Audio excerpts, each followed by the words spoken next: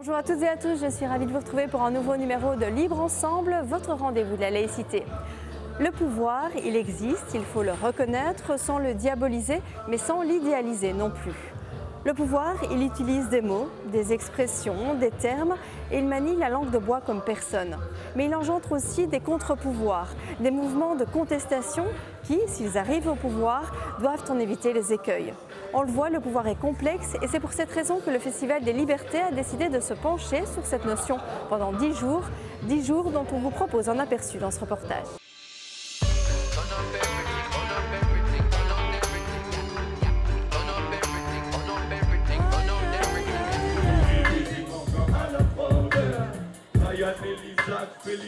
Quand tu passes la porte. Ok les gars, je mets une séparation ici en plein milieu de la foule s'il vous plaît. Et ouais, on va commencer fort. C'est bien les gars, ça fait plaisir. Moi je vais aller de l'autre côté.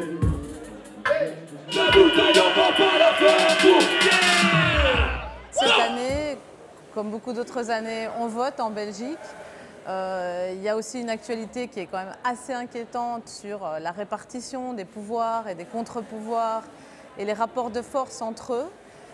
Et donc ça nous semblait opportun de revenir un peu là-dessus, de se poser la question du cadrage du pouvoir dans un état de droit et de voir si ces institutions-là, elles sont encore performantes, adéquates, s'il y a lieu d'y revenir, parfois plus fondamentalement, ou de les transformer.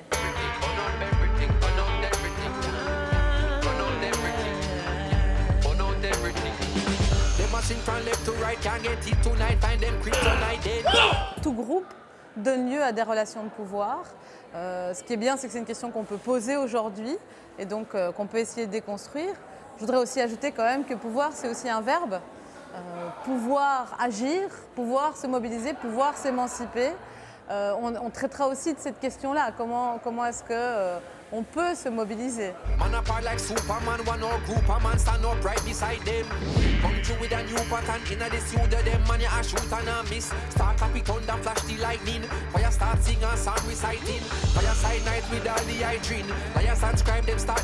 Bon, il y a toujours les pièges.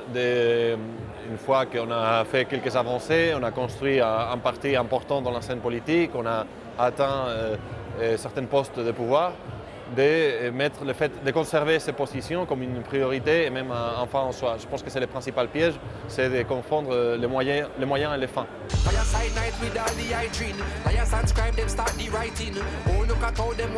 Je pense que la langue des bois, c'est quelque chose qui menace tout politicien qui mène une parole publique. Parce qu'on est confronté souvent à des questions pièges aussi. On veut toujours éviter de se faire amener au champ de l'ennemi, peut-être répondre à ces questions directement et ouvertement, nous empêcher de dire ce qu'on véritablement on veut dire et qui est la question essentielle. Donc il y a toujours ce danger de ne pas parler franchement et tout ça. Il y a aussi une autre question, c'est que quand on va avoir un discours de masse qui atteint tout le monde, on est obligé d'avoir une certaine pédagogie. Donc la radicalité des paroles n'est pas toujours la plus efficace quand on veut faire entendre nos messages. Donc ce travail de se faire comprendre, ça peut avoir le danger aussi de rabaisser nos messages, etc. Mais je pense qu'en même temps, c'est un billet essentiel qu'on ne peut pas lâcher. Je reste fondamentalement persuadé que la conjoncture actuelle doit nous amener au choix réellement impératif d'un avenir s'orientant vers plus de progrès et de justice. Et je pense qu'en même temps, c'est un billet essentiel qu'on ne peut pas lâcher. Pour mettre en place une vraie, une authentique, une sérieuse participation avec eux.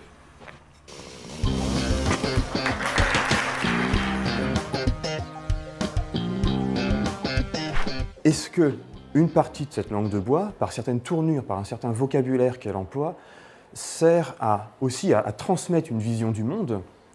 Oui, c'est une évidence, puisque tout simplement, les hommes politiques, qu'ils soient au pouvoir ou qui cherchent à le conquérir, cherchent à imposer, enfin en tout cas à faire croire tout simplement que leurs mesures sont les meilleures, que leur vision du monde est la plus désirable, etc.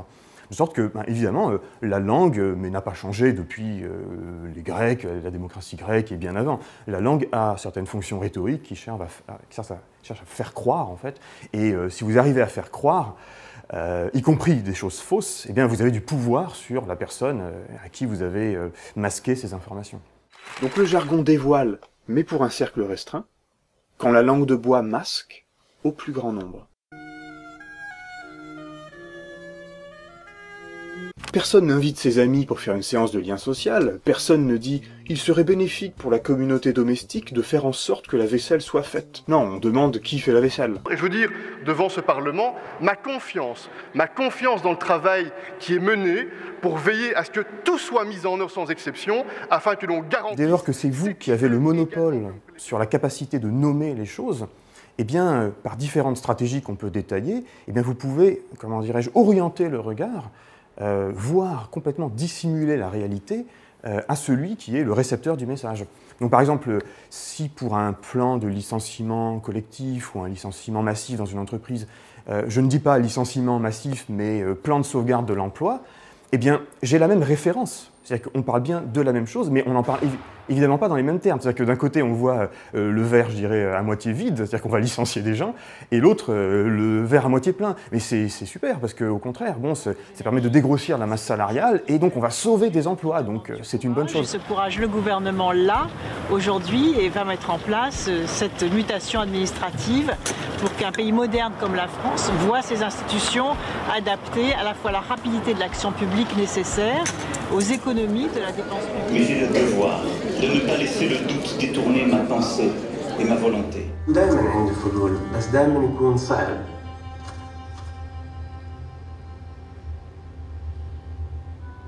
لما تسألي حدا مر بهيك ظروف تطلب منهم انهم يعيشوا المرحلة كمان مرة.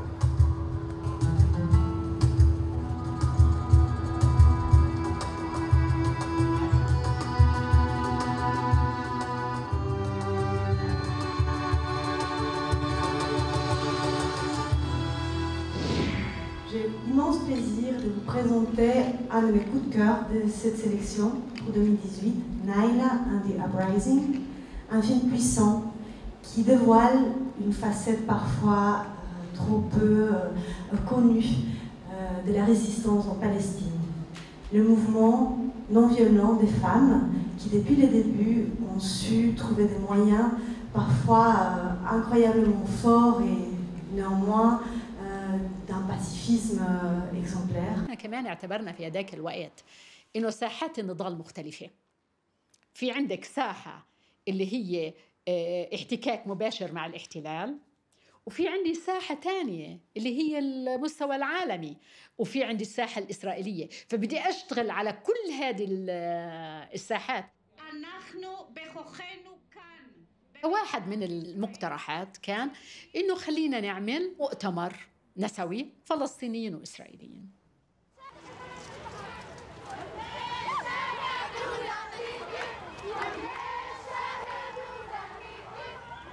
רצינו לעורר זעקה בקרב נשים, תראו מה קורה לנשים כאישה לאישה, זאת אומרת, איך את יכולה לעמוד מנגד כשקורה דבר כזה?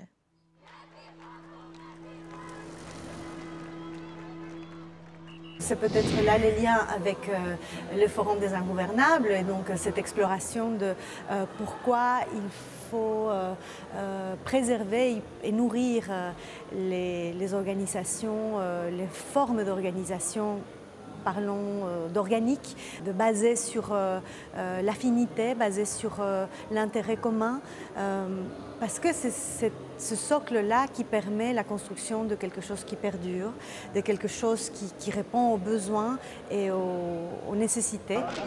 بعد ما كان يفرج عن هؤلاء الذكور، النساء تكون هي قطعة شوط، لكن كأنه مطلوب منه إنه يرجع محله، وهي تتنحى عن هذا الموقع.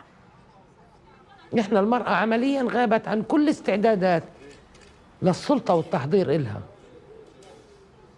بنمثل 50% وأحياناً أكثر من 50% في المجتمع، فإذا مجتمع 50% منه ما بيشاركش في القرار معناته مجتمع مشلول عنده شلل نصفي. Je ne dirais pas que c'est un échec, ce qui se passe, ce que le film montre. Je pense que c'est un chapitre qui se tourne, un chapitre de l'histoire qui est révolu, mais qui n'est pas pour autant fini, qui va renaître ou qui est revenu sous d'autres formes. Il y avait une envie de produire quelque chose, de donner du résultat et donc un confort par rapport à ça. Tiens, on n'arrive à rien, entre guillemets. Hein. Parce que d'après moi, en fait, la question sur le processus, elle est essentielle. Donc en fait, voilà, c'est bon pour nous. Un tout grand merci. Ce que le Forum des Ingouvernables, ces expériences, cette expérimentation d'autres formes de faire collectif, de faire pouvoir ensemble, c'est l'idée que tout est à construire continuellement et que c'est un éternel recommencement. Ce n'est pas parce que ça marchait une fois que ça va remarcher exactement de la même manière. Ce n'est pas parce qu'on a remporté un succès que ce succès est acquis. Et c'est ici au Théâtre National à Bruxelles que se termine notre émission. Organisée par Bruxelles Laïque, le Festival des Libertés aura permis, via des documentaires, des expos, du théâtre, des débats, de susciter notre réflexion sur la notion de pouvoir, d'agiter notre réflexion à tous. Merci de nous avoir suivis, on se retrouve très bientôt pour un nouveau rendez-vous de la laïcité.